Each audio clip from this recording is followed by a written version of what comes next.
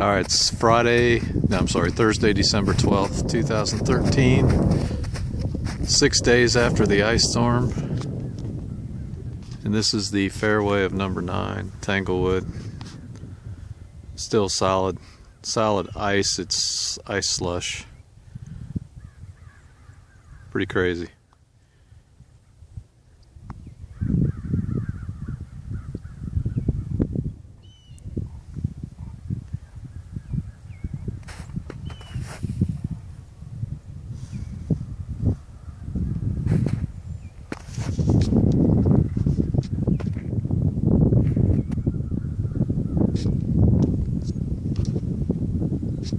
There's the lake.